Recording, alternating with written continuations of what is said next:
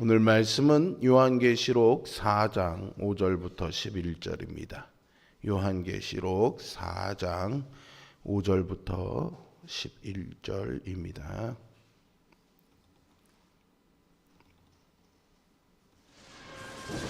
보좌로부터 번개와 음성과 우레소리가 나고 보좌 앞에 켠 등불 7이 있으니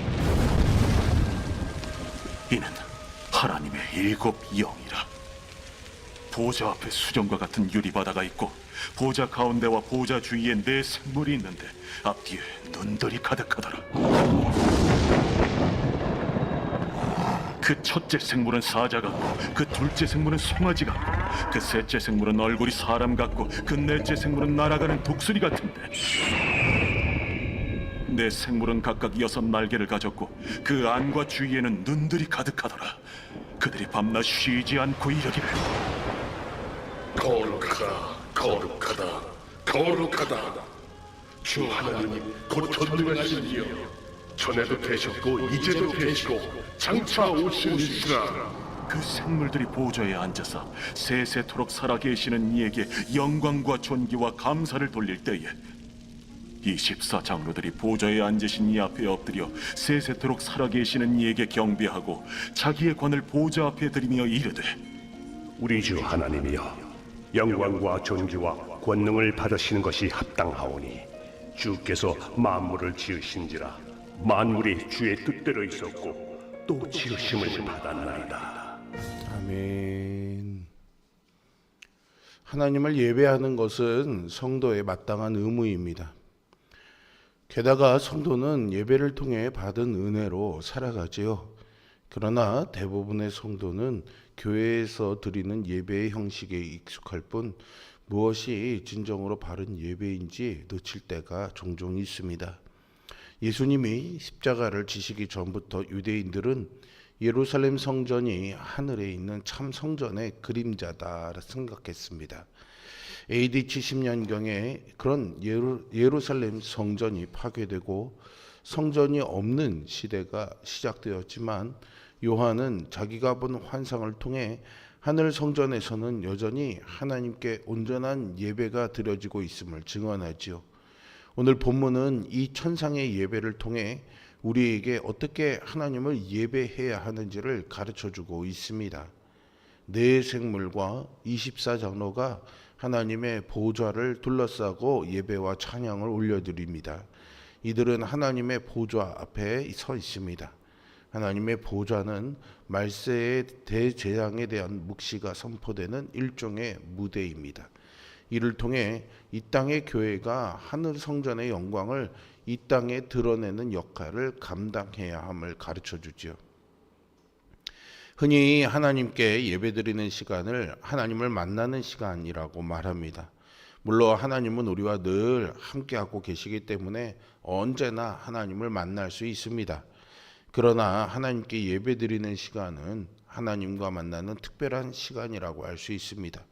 하나님을 예배하기 위해서는 하나님이 계신 곳으로 나아가야 합니다. 요한은 하나님이 좌정하신 보좌로부터 나오는 번개와 음성, 우레소리 같은 현상들을 묘사합니다. 보좌로부터 나오는 번개와 음성과 우레소리는 하나님이 시내산에서 이스라엘을 만나실 때를 연상하게 합니다. 이것은 하나님의 영광과 위엄과 권능을 나타내지요.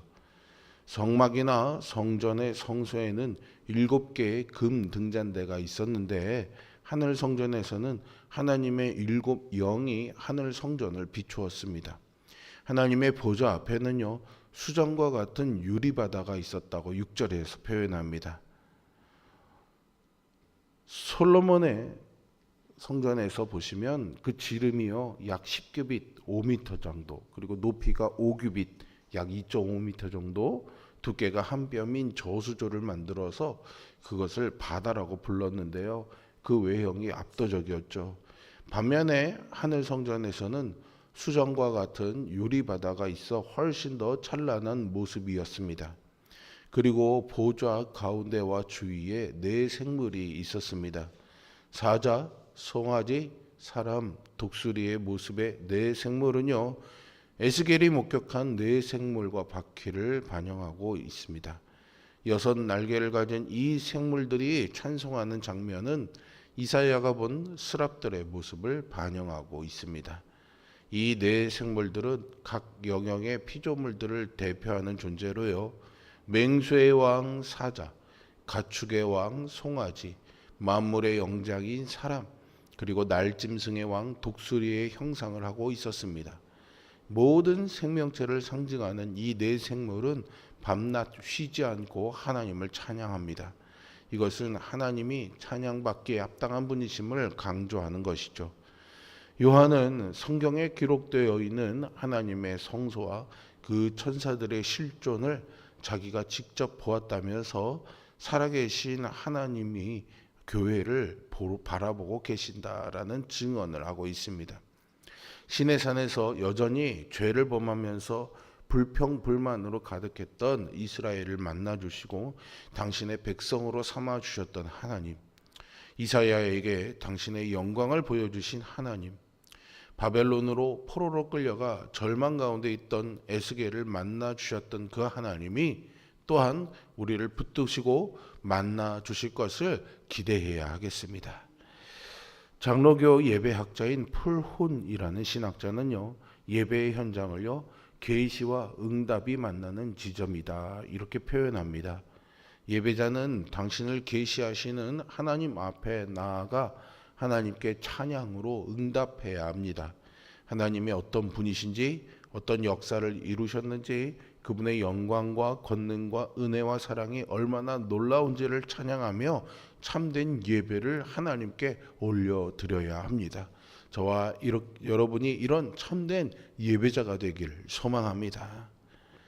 영국 성공회의 캔터베리 대주교였던 윌리엄 템플이라는 분은요, 예배란 하나님을 향한 전인격적인 복종이며 하나님을 경배하는 것은 인간이 할 수 있는 가장 위대한 경험이다라고 말합니다.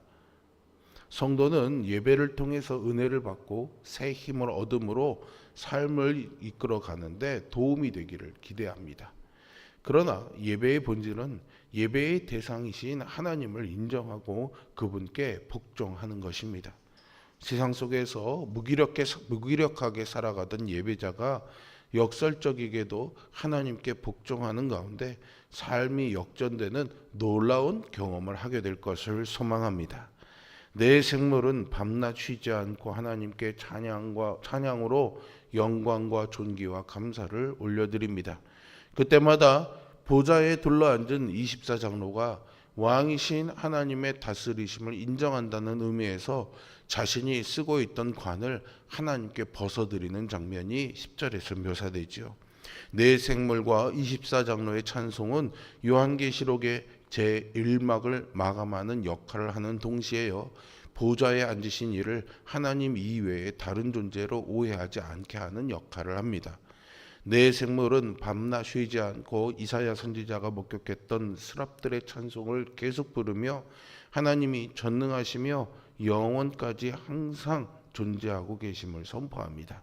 이 찬송은 이사야를 부르시고 그에게 사명을 주실 때 들려왔는데, 여기서도 요한이 하늘에서 일어나는 거룩한 예배를 목격하고 전하는 사명을 받을 때 들려왔습니다.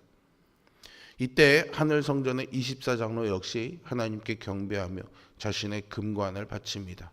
이는 영광을 받으실 분은 오직 하나님 한 분이시며 자신들은 금관을 쓸 자격이 없음을 고백하는 의미입니다.